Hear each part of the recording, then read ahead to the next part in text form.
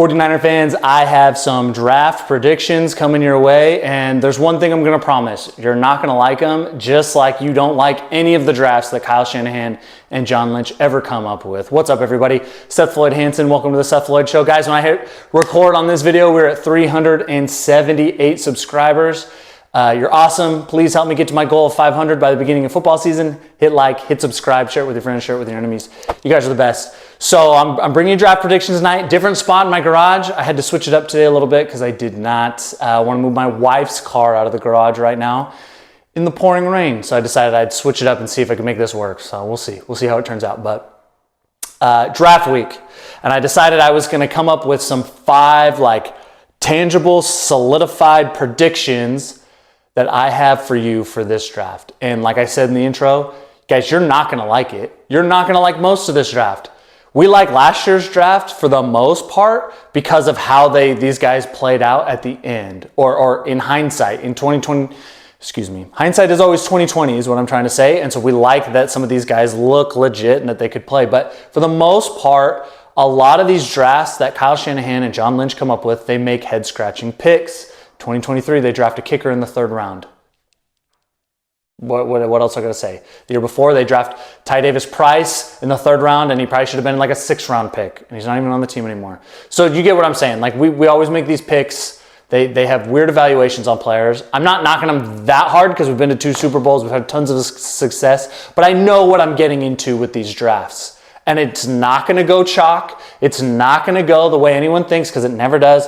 Last year, Ricky Pearsall picked 31. Now, I don't think it's terrible. I think most of us thought, okay, Cooper DeJean is the best player on the board. And then we went Ricky Pearsall. I probably would rather have Cooper DeJean, but I think Pearsall is going to be a good asset to the team going forward as long as he doesn't get shot again. Okay? You shot me. Okay? So here we go. I'm going to kind of go by the rounds. I'm going to give you a prediction for the first however many rounds. Round 1 prediction, my first prediction, okay?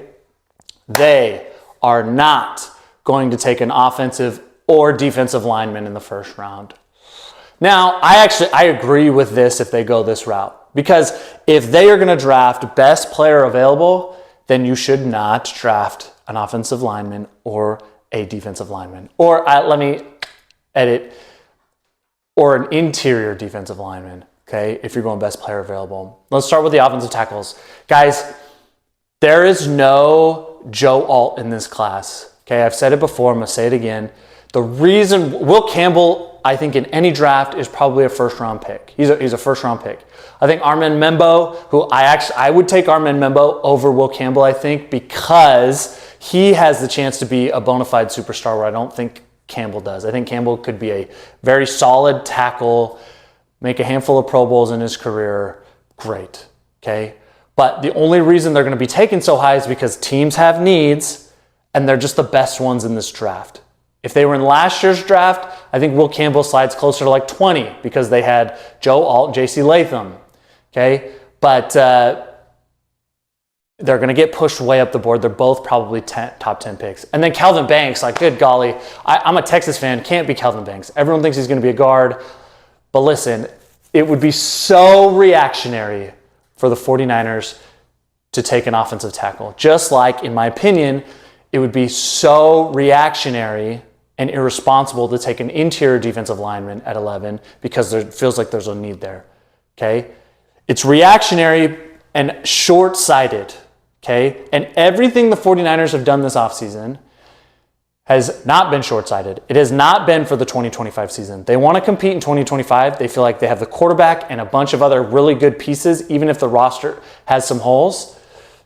But their plan is to build long-term. If you reach for a tackle at 11, or you reach for an interior defensive lineman at 11, that is panic mode because in 2025 we have a hole, we need to fill it. And you're going to miss out on some better players because of it. The other thing is, guys, Kyle Shanahan, let's beat this into our brains. Just figure it out. I'm not saying he's right, but this is how he thinks. Kyle Shanahan does not share your opinion about this offensive line, for better or for worse. In his mind, in 2023, his starting line was Trent Williams, Aaron Banks, Jake Brendel, Burford / Feliciano at right guard, and Colt McKivitz at right tackle. So what does he have going into 2025? He's got Trent Williams. He's got Ben Bartch, which I don't think anyone's sad about Aaron Banks being gone. Jake Brendel, who apparently is the worst football player to ever live, according to 49er fans. Okay, you got Dominic Pooney, who's an upgrade over Feliciano and Spencer Burford, and you still have Colt McKivitz. Okay, I understand they did not play well last year, but this is the line, essentially, that took you to the Super Bowl in 2023. This is the line that led the league in scoring. This is the line that had the best red zone percentage efficiency in 2023. It's the same guys with an upgrade at Dominic Pooney. We'll see how Ben Bartch comes around, but I think a lot of people are excited about Ben Bartch. Okay, so I'm just saying, I'm not saying it's right, but that is what they're thinking. They're not going to let one down year mean they have to tear it all down and find replacements, especially when these guys are super cheap and cost effective. So I don't think they're going tackle. If you told me that they went Membo because he fell into their laps and they just feel like he could be a mini Trent Williams, then fine, but I don't see it. Same with the interior defensive line. Okay, Derek Harmon, Walter Nolan seem to be the interior guys that could potentially be there. Walter Nolan being the most popular. I think in any other draft, if you had a couple other good D linemen, these guys would be end of the first round, which is where they were at the beginning of the process. And then as time goes along, people are like, well, the 49ers have a real big need. Maybe they'll just take Walter Nolan. That's how these things work. It would be a mistake to do that. It would be a mistake because at 11, you need to get a guy that you feel like could be a top 5 player at his position. So is Walter Nolan ever going to be a top 5 interior defensive lineman? I don't know. I think if you ask most of the scouts and GMs, they'd be like, no, probably not. He's going to be a really good starter, but he doesn't have that superstar potential. Derek Harmon, probably not. Very good player that could earn a second contract with you and be just like a solid glue piece. But at 11, I don't want to pay that at 11. Okay? Now, this is where it gets unpopular because, okay, who are the guys that could be there at 11 that could be top 5 at their position? I've been pounding the table. I almost love that I'm in the minority for this for the most part.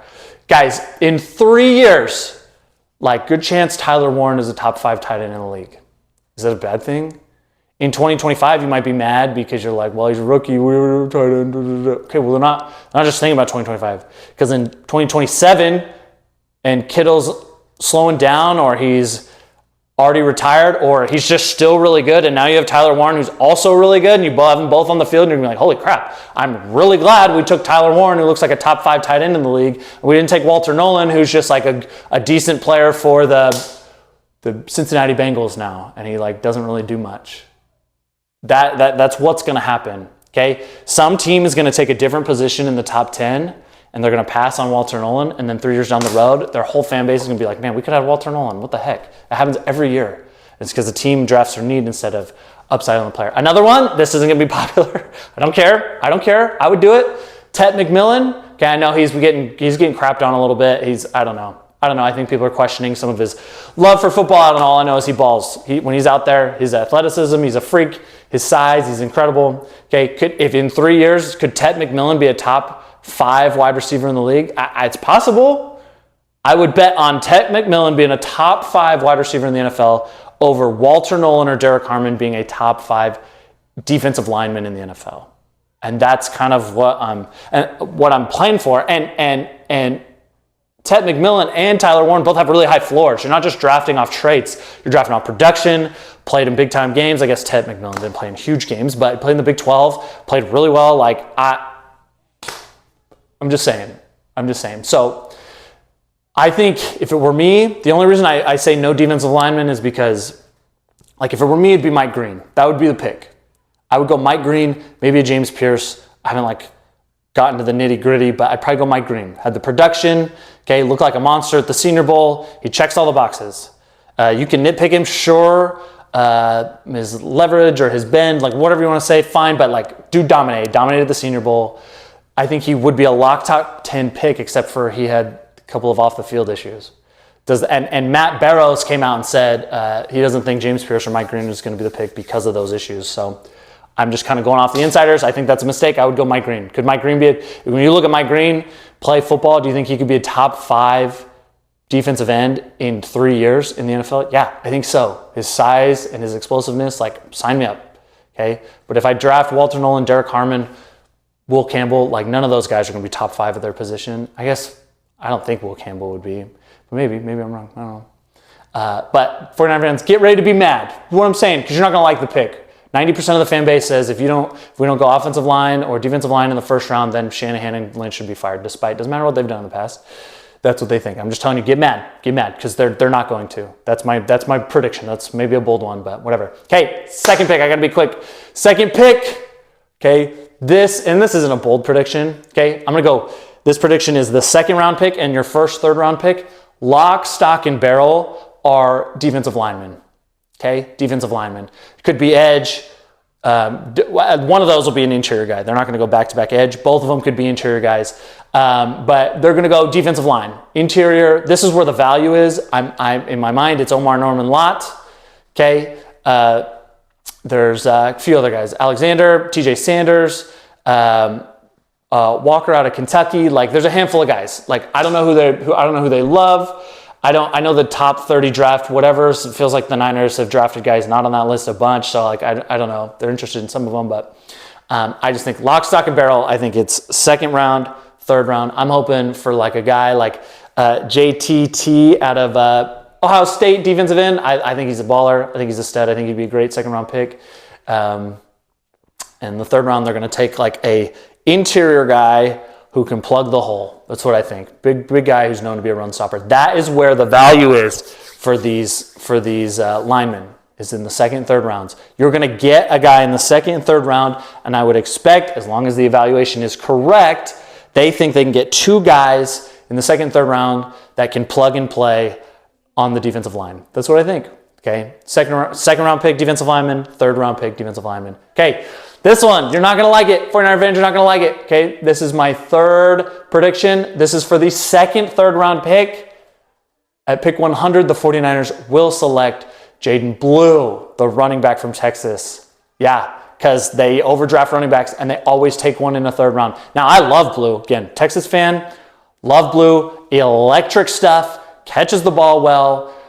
He's ran in the zone scheme like he fits the bill, man. Fits the bill. And Kyle Shanahan's going to be like, I do not want to lose out on him. And we're going to take him at pick 100. When most people feel like he's a day 3 pick, okay, he's going at pick 100 because they're going to be too scared to lose him. Okay, pick 100, Jaden Blue. I really like him. I think you're not going to be sad about it, but I think you're really going to like him. So we'll see. We'll see what happens.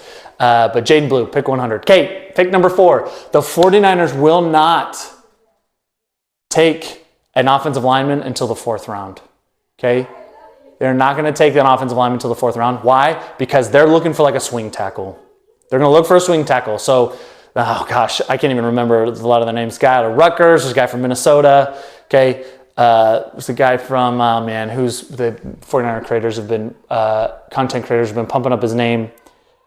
I don't remember. From Sac State? I can't remember. Anyway, there's a bunch of these tackles. They're like good size. They're a project, but could be like a Jalen Moore. They're just trying to replace Jalen Moore. A swing tackle that can be there for when inevitably somebody gets hurt. It's going to be the 4th round, okay? Promise you. Lock it in, okay? Because their first 4 picks, round 1, round 2, and then 2 and round 3, they're trying to get guys that make immediate impacts. It's going to drive you nuts that they're going to take Jaden Blue in the 3rd round, but they think he's going to make an immediate impact, and then they're going to go swing tackle. Swing tackle in the 4th round. 49er fans are going to lose their minds because he's not going to start. They're going to tell themselves he's going to start over McKivitz, and he's not. He won't. I promise you he won't. I promise you he won't. McKivitz is locked in at the right tackle spot. Okay, it's my gut. I could be wrong, but I've just written the tea leaves. I know how the 49ers. I've just watched this regime draft, and this is what they're going to do. Okay, swing tackle 4th round, and then my last prediction, 5th pick. No, it's really the 6th pick, but in the 5th round, this is the money round, and this is what I'm going to say. Your best value pick is going to be in the 5th round, like it has been for the Niners a handful of times, a la George Kittle. This is where they're going to take that cornerback that either plays in the slot or plays a lot on the outside so that Diamador Lenore can slide into the nickel. I think they're going to find a dog. Could be a corner. Also feel like this could be inside linebacker right here. Teddy Teddy Buchanan. Is it Buchanan from Cal? Everyone seems to be really high on him. There's like a dude from TCU. I'm just trying to, off the top of my head, some of these other guys. I like Barrett out of Clemson. We'll see. But 5th round is going to be some guy who actually is going to see the field a ton, like how Malik Mustafa did this year. And you're just like, oh man, we found another dog in the 5th round. And that's what's going to happen. And we'll feel good about it. We'll be excited about it, okay? That's been the money round. So those are my 5 predictions, okay? 49er fans, listen, like don't be so short-sighted. You have to go best player available in the draft. You have to. You need to do it at most of the rounds. At some point, you have to address needs. But and we're staring at 11. Guys, the chances of the best player on their board still being a tackle or an interior defensive lineman is not good. Now, there's a lot of buzz about Shamar Stewart from A&M. And I think he does some good things, but I hate players without production. If you draft him, you're drafting for traits. Oh my gosh, look how big he is. Look how athletic he is. Yeah, and then he had like 5 sacks last year, and he's like supposed to be an edge rusher, picking at 11. Like, gosh, man, I really hope that's not the pick. I really hope it's not. But we'll see. We'll see what happens. That's what I've got for you. Thank you so much for joining. Like the video, subscribe, share it with your friends, share it with your enemies. I'll try and drop one more video before the draft. I'll probably have a live reaction. I'll probably turn on the camera in my living room while 49ers are drafting and give you a live reaction of what I'm going through as they pick Shamar Stewart or hopefully like a Tyler Warren. But we'll see. We'll see what happens. Anyway, you guys are the best. Thank you for being with me. And that's all I got. Go Niners.